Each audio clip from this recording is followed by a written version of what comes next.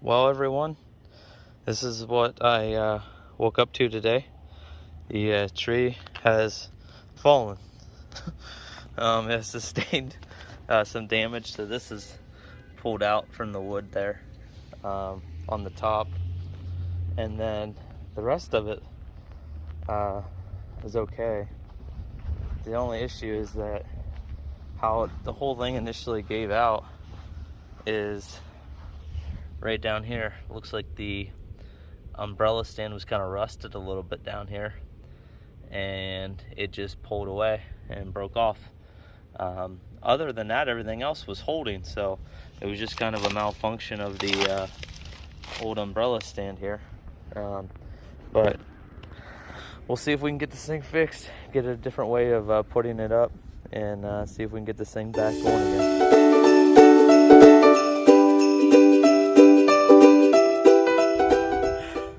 All right, it's time to rise again.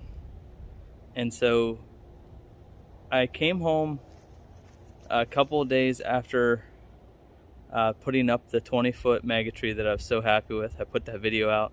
Well, actually, I got a call from my wife at work, and she said the tree has fallen. And I came home and the tree had fallen over. Here, the umbrella stand base was rusted out, so that's what gave way. So I believe if there wouldn't have been rusted, it probably would have never gave way. It would have probably held up really good. So I had to go back to the drawing board and figure out something else to do. So here I am getting this tree back together, and this is my plan. The first thing I did is I got an 1.25 inch pipe, a 5-foot black pipe, 1.25 inch, and so the 1-inch tree will fit inside of here. And so what I did is I pounded that into the ground as far as I could, and then I've now gotten 2x4s. And so what I did with the 2x4s is I cut notches into them so that they'd fit over top of each other, and then I drilled out a hole over top of them, and I slid them over top of this pole. And so what I also have is I cut smaller pieces that I'm going to slide over top of the pole and screw in to the base of the 2x4s. So that way, if this pole, which is pounded about 1.5 feet into the ground, if it starts to go one way or the other, I'm going to have the 2x4s stacked up on top of that to help give it a little bit of extra support. And then I'm going to place my sandbags on each corner of the 2x4s, hoping that this base will be a little bit more sturdy and it will not fall over. My biggest concern with this entire plan is that this was a lot of work cutting all the holes and all the measuring for the 2x4s. And if it fell over again, I'd be pretty heartbroken. And the other thing is, this is going to be a lot harder to put the light tree on. So I'm definitely going to have probably 2 or 3 people really assisting me to lift the tree up into the pole. But I had to come up with a good way to get this thing to hold.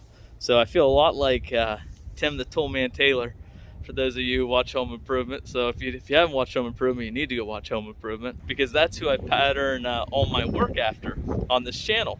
The other potential option I thought of is, instead of doing one big 20-foot tree, I could take the coupling out and just make 2 10-foot trees. Since I have 2 10-foot pipes, just do 2 10-foot trees that would easily probably hold, and I wouldn't have to worry about it.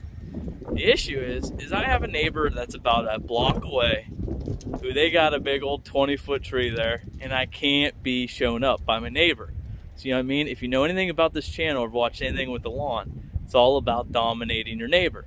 And that goes the same for Christmas lights. I cannot have a neighbor a block away have a 20-foot tree that's able to stand, while I have 2 10-foot trees because I couldn't get my 20-footer to stand. So we will get this thing to stand one way or another. Well, the tree has been up for about a week, and I'm happy to report she's still standing.